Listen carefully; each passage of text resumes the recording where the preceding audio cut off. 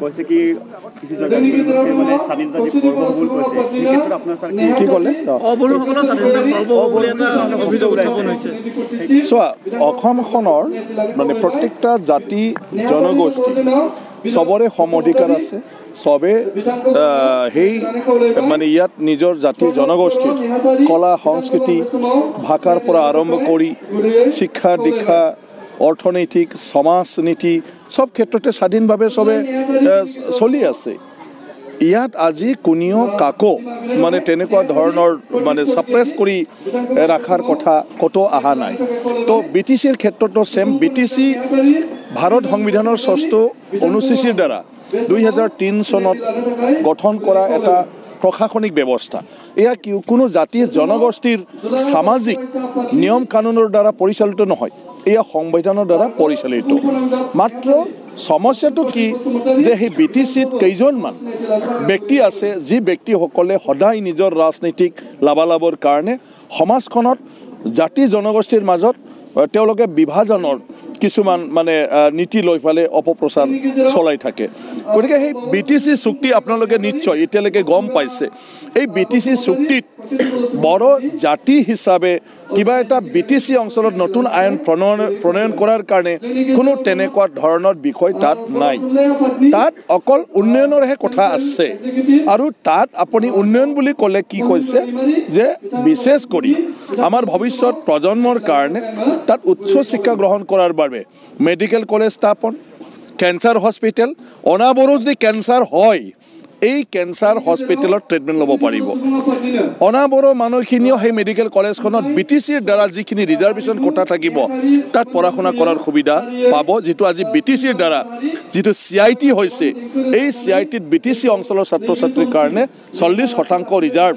seat এতিয়া আছে এই 40% ৰিজাৰ্ভ সিটত সকলো বড় অনাবৰো বিটিচিৰ ছাত্ৰ ছাত্ৰীয়ে পঢ়াৰ কাৰণে সুবিধা পাইছে এনআইটি এটা স্থাপন হ'ব উদালগুৰিত সেই এনআইটিত বিটিচি হিচাপে যিখিনি সিট ৰিজাৰ্ভেশ্যন হ'ব তাত অনাবৰো মানুহখিনিয়ে মানে সুযোগ সুবিধাটো পাব তাত আমাৰ উপেন্দ্ৰনাথ ব্ৰহ্ম সেন্ট্ৰেল ইউনিভাৰ্সিটি হ'ব আৰু সেই সেন্ট্ৰেল ইউনিভাৰ্সিটিখনতো বিটিচি হিচাপে আমাৰ যেটো ৰিজাৰ্ভেশ্যন থাকিব এই ৰিজাৰ্ভেশ্যনটোত বড় অনাবৰো সকলোই তাত পঢ়া শুনা কৰাৰ কাৰণে সুবিধা পাব আৰু বৰ্তমানতো যেটো লৈ ফালে মানুহবিলাকে অপপ্ৰচাৰ চলাই থাকে তেনেকুৱা ধৰণৰ কোনো হোৱা নাই আজি বিটিচি অঞ্চলত যিমান উন্নয়ন হৈছে সেই উন্নয়ন ইয়াত বসবাস কৰা সকলো জাতি জনগোষ্ঠীৰ উপকৃত হৈছে তাত যদি যাতায়াতৰ ব্যৱস্থা হৈছে এই দলংখনত অনাবৰো মানুহ পাৰ হৈ আছে আৰু যদি আগতে বিটিচি হোৱাৰ আগত যদি দলং নাছিলে অনাবৰো মানুহ কান্ধত চাইকেল লৈ ফালে গামছা পিন্ধি এই নদীটো পাৰ হ'ব লগা হৈছিল গতিকে হেতু এটা মানে মানুহৰ মাজত আৰ্টিফিচিয়ালি বনাই দিয়া এটা আশংকা গতিকে সেই আজিৰ যেটো নতুন চুক্তি এই চুক্তিৰ দ্বাৰা গটে অসমে উপকৃত হ'ব এটাটো হল যেটো উগ্ৰপন্থী সংগঠন এনডিপি সেই এনডিপি সেই চুক্তি স্বাক্ষৰৰ দ্বাৰা তেওঁলোকে মূল খুঁটিলৈ ঘূৰি আহিছে আৰু 30 তাৰিখত তেওঁলোকে অস্ত্ৰ সম্বৰণ কৰিব আৰু স্বাভাৱিক জীৱন যাপন কৰিব অসমৰ কাৰণে হেতু কিমান ডাঙৰ এটা বিষয় যত আপোনাৰ এই উগ্ৰপন্থী সমস্যা থকাৰ কাৰণে ঠিকাদাৰে ঠিকা কৰিবলৈ দিগদাৰ হৈছিল বেপাৰ বাণিজ্য কৰা মানুহে বেপাৰ বাণিজ্য কৰিবলৈ দিগদাৰ হৈছিল যে চান্দা বৰঙনিৰ নামত কেতিয়াবা কিডনেপৰ পৰা হত্যালৈকেও অসমত চলি আছিল এটলিষ্ট এই এনডিবি মূল খুঁটিলৈ ঘূৰি অহাৰ কাৰণে কিমান মানুহে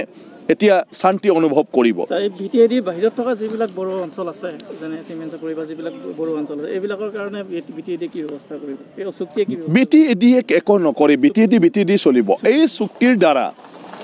বিটিচিৰ বাহিৰত থকা যিমান বড় গাঁও আছে বড় এলেকা আছে হেতু লৈ ফালে এটা অটোনমাস কাউন্সিল গঠন হ'ব যি autonomous council Mising autonomous council Rabha Hasong autonomous council Sonowal autonomous কাউন্সিলৰ লেখিয়াকৈ হ'ব গতিকে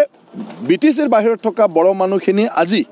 তেওঁলোকৰ কলা সংস্কৃতি ভাষা বিকাশৰ কাৰণে সেই অটোনমাস কাউন্সিলৰ দ্বাৰা তেওঁলোকে বিভিন্ন দিশত নিজৰ সমাজখনক আৰু ব্যক্তিগত জীৱনক আগুৱাই লৈ যাব পাৰিব এইটো এটা সবতকৈ ডাঙৰ বাৰ্তা কিমানখন সমষ্টি হ'ব সেইটো পপুলেশ্যন হিচাপে আৰু আপোনাৰ ভৌগোলিক হিচাপে চোৱা যাব কবাত যদি আপুনি আইসোলেটেড প্লেছত খুব যদি কম মানুহ থাকে সেইটো নিশ্চয়কৈ সমষ্টি এটা বনাব লাগিব পাৰে কিন্তু ছাপ'জ এতিয়া অন্য কাউন্সিলৰ লিখিয়া যদি কৰে ইয়াত আপোনাৰ মানে 150 মান সমষ্টি হ'ব পাৰে যদি বড়ো কছাৰী অট'নমাছ কাউন্সিল হিচাপে চাই ফালে যদি ছাপ'জ 20,000 ভোটাৰ 40,000 ভোটাৰত যদি সমষ্টি কৰে তেতিয়াহ'লে 60-70টা সমষ্টি হ'ব